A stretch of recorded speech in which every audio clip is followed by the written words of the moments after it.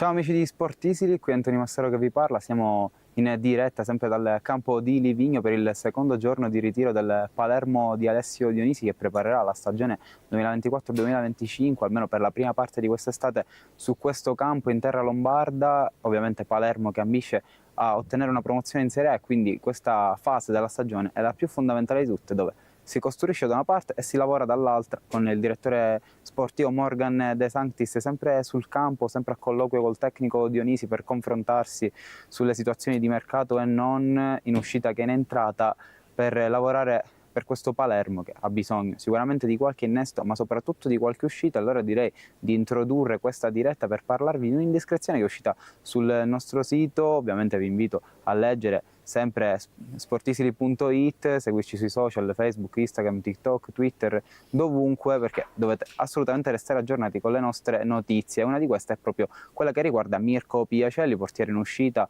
Ovviamente lui dopo un biennio a Palermo cerca un'altra squadra, è arrivato Gomis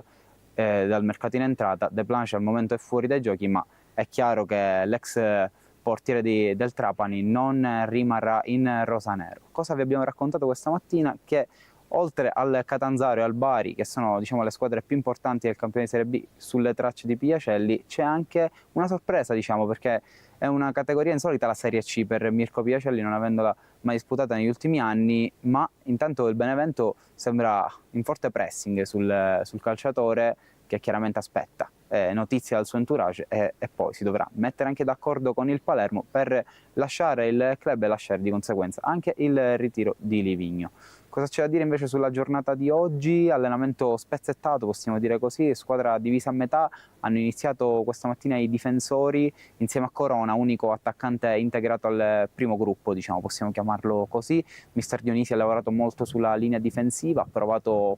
più di qualche schieramento. Siamo partiti con Peda e Lucioni in mezzo, a sinistra adattato Buttero. Come sappiamo il Palermo è alla ricerca probabilmente anche di un terzino sinistro, perché Lund ancora non è rientrato dalle vacanze, e poi c'è Aurelio che sul mercato dovrebbe andare allo Spezia, ma questa è una situazione ancora da sbloccare. Per quanto riguarda invece la fascia destra, ha lavorato Diachité in attesa dell'arrivo di Pierozzi. Un Peda che abbiamo visto molto applicato, molto attento, ancora qualche situazione sicuramente da migliorare, è giovane, ha accumulato qualche esperienza tra B e C con la maglia della spalla, sicuramente sarà un elemento valutato con continuità in questo ritiro da mister Dionisi, che lo attenziona particolarmente. Poi è stato provato anche Graves nel pacchetto arretrato in alternanza, e Buttero una volta fatto a destra e poi una volta fatto a sinistra in base a quando c'era Aurelio. Per quanto riguarda invece la seconda fase dell'allenamento, c'è stato l'inserimento dei centrocampisti e degli attaccanti, e poi i difensori sono andati a lavorare in palestra, quindi è stata una vera e propria alternanza, come vi abbiamo detto in sede di introduzione. Centrocampisti e attaccanti che hanno fatto uno sviluppo della manovra, possiamo dire così, una prova, ecco, la primissima in questo ritiro di Livigno, dove si è veramente provato una sorta di 4-3-3 senza la linea difensiva, ma solo con lo sviluppo di 3 centrocampisti e 3 attaccanti. Si è lavorato a coppie, le punte centrali erano Soleri e Matteo Brunori, di cui sappiamo benissimo parlare tantissimo in sede di calciomercato, perché è uno dei giocatori più attenzionati in Serie A, ma il capitano è un punto fermo del progetto rosanero e c'è da capire se rimarrà o meno nella compagine di Alessio Dionisi. Per quanto riguarda il tridente, si sono formate anche qui 2 coppie. Per quanto riguarda la fascia sinistra, Di Francesco iniziava e poi si alternava con Di Mariano. Per quanto riguarda invece la fascia destra, Insigne e Fell, altro giocatore che chiaramente è in uscita, è uno dei pochi superstiti della promozione dalla C alla B dell'annata 2021-2022 con Silvio Baldini in panchina, ma è chiaro che non ci sarà spazio per lui nel progetto rosanero, a meno di clamorosi capovolgimenti.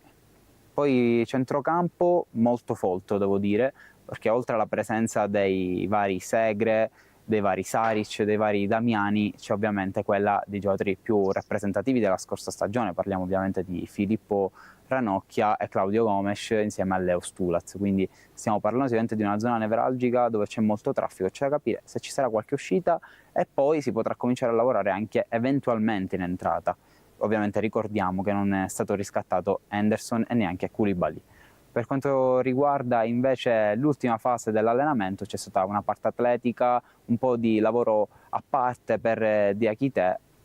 che ancora sembra non stare al 100% della condizione, infatti è stato un po' in gruppo e un po' ha lavorato a parte. Come ha detto Deplanche non ha preso parte all'allenamento neanche oggi, allora direi di vedere se c'è qualche commento, ma mi pare di capire che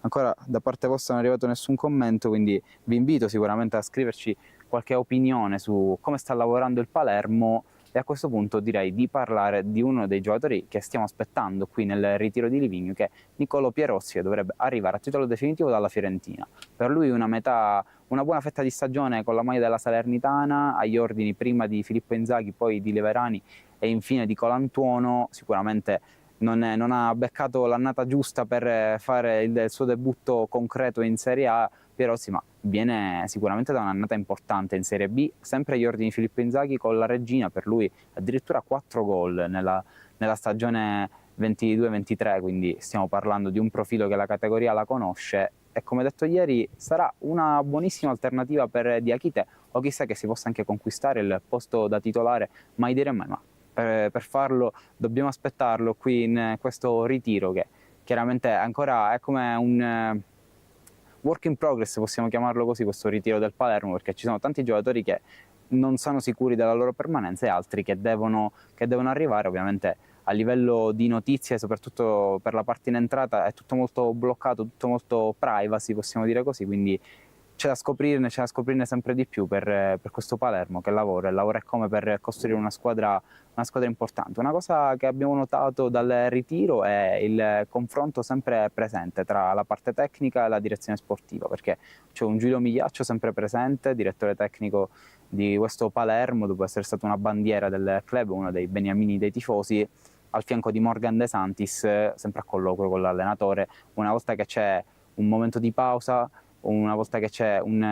attimo per affrontare diversi temi, sicuramente i dirigenti si appartano, possiamo dire così, con l'allenatore ex Sassuolo per affrontare diversi temi che sicuramente riguardano il mercato. Poi vediamo un De Santis che a volte si ritrova con le sue cuffiette sempre presenti a parlare con procuratori, dirigenti e chissà quant'altro.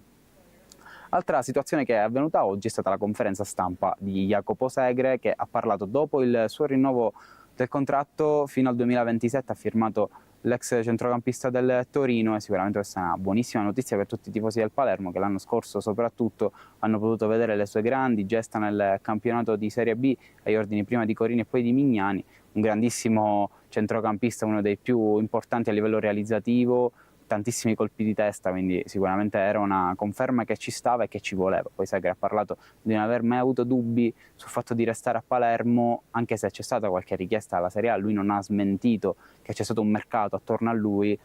ma come non poteva essere altrimenti, ha fatto veramente un'ottima stagione, quindi ci sta il fatto che qualche squadra l'abbia cercato, ma è ancora più importante il fatto che sia rimasto a Palermo. Poi ha parlato anche di Matteo Brunori, che ha confessato di essere suo grande amico, ma è chiaro che non prende lui le decisioni per il suo capitano, ha semplicemente parlato di un Brunori molto concentrato, applicato, determinato a lavorare a 2000 all'ora, non sembra essere disturbato dalle sirene di mercato, e poi è comunque una situazione molto lenta che si potrebbe anche sbloccare sul finale del calciomercato. Magari non saremo neanche più a Livigno quando succederà qualcosa di certo, di concreto per quanto riguarda la situazione Brunori. Alquanto bloccata, la società gliel'ha ribadito, è al centro del progetto, quindi come detto anche nella giornata di ieri, la palla passa al giocatore e al suo entourage. Vediamo ancora una volta, mi ritrovo a controllare i commenti. Domani chi va in conferenza stampa, ci chiede Antonino Covello. Questa è una risposta che ancora non conosciamo, ma sicuramente nel pomeriggio avremo dei chiarimenti. Ovviamente noi saremo in live anche da qui, sempre dal campo di Livigno, per aggiornarvi dopo la seduta pomeridiana, quindi dopo la seduta pomeridiana avremo news anche in questo senso su chi andrà in conferenza stampa domani. Direi che l'appuntamento di oggi può volgere al termine, amici di Sportisili. Ovviamente vi rinnovo l'appuntamento al pomeriggio, e da Antonio Mastro è tutto, alla prossima.